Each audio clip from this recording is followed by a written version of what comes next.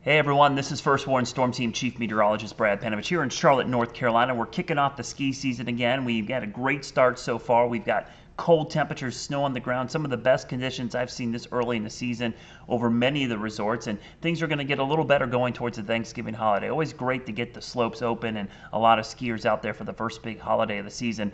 Though there is a little thing at the end of the tunnel here where we're going to have to watch some warmer air coming in. I hate to see kind of an early warm up in December, but it looks like that could happen. But let's focus on the immediate threat right now, which is actually some man-made and natural snow possibilities.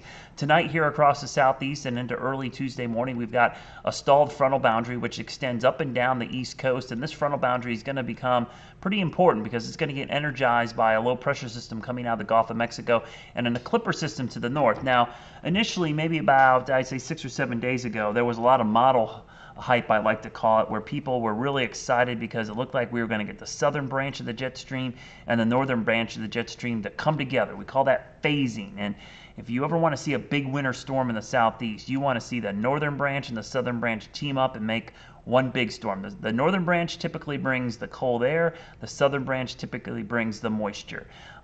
This is always a tough forecast even in the heart of winter, but in November, you always wonder, you're worried about that cold air. And in this case, yeah, the cold air is lagging a little farther back to the west. All of the snow we're going to see out of this system is going to be mainly for the northern resorts, and it's going to be very what we call dynamically driven. It's going to be because we're going to drag some cold air from the upper levels of the atmosphere, more so than have some moisture near the surface. So here's how things unfold going into Tuesday morning. Stalled front, here comes our wave of low pressure. You can see it there. Our northern branch system is still way back to the west. Now, I do think this is probably underdoing that the chance that we could see some snow develop in the North Carolina mountains. So we probably could pick up some snow as soon as, I would say, early Wednesday morning, and then you start to see the snow begin to develop back up here. But this is probably not depicting the wraparound moisture as well. There will be snow in the North Carolina mountains. Not heavy, not as heavy as it's going to be up here in West Virginia and Maryland, and then it becomes much heavier snow in the Northeast, and this is where they're going to win out. They're going to get a ton of snow. But don't look now. Here comes our northern branch system, kind of a clipper system, more of a northwest flow, much colder air with this system. Even though this one had more moisture, we will see a good dousing of snow along the whole spine of the Appalachians on Thanksgiving morning, all the way up into parts of West Virginia. So the second act of this system, this little one, might actually end up producing more snow than the first one. We'll look at our futurecast snowfall. This is what we call the RPM model. It's a modified version of the WRF and the NAM4, and we'll highlight the southeast, and you can see this goes through Wednesday night, or Thursday night, excuse me. Right here in the Smokies, you probably got 4 to 5 inches, and I go 2 to 4 along the Tennessee line. Beach and Sugar certainly could get 2 to 4 inches by Thursday night, Thanksgiving night. Up at Snowshoe, maybe 4, 5, 6 inches. Wisp, again, probably going to win out here with a good total. They have the best combination of cold air and moisture, maybe 6 or 7 inches. Outside chance for 8 inches. Here's a look at temperatures.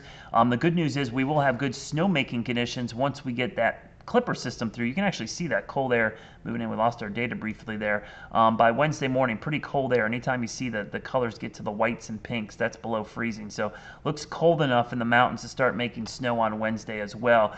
As we start looking long term, you can see this dip in the jet stream developing here for Thanksgiving week. Doesn't last long. Big trough kind of moves out pretty quickly. We get a ridge here across the southeast, and the cold air gets bottled up. What we want to see is another big ridge build out here in the Pacific, which will drive in cold air again. So after this Thanksgiving week warm-up, or cool-down, I should say, it looks like we're going to see a pretty significant warm-up going into the beginning of December, maybe lasting 4 or 5 days.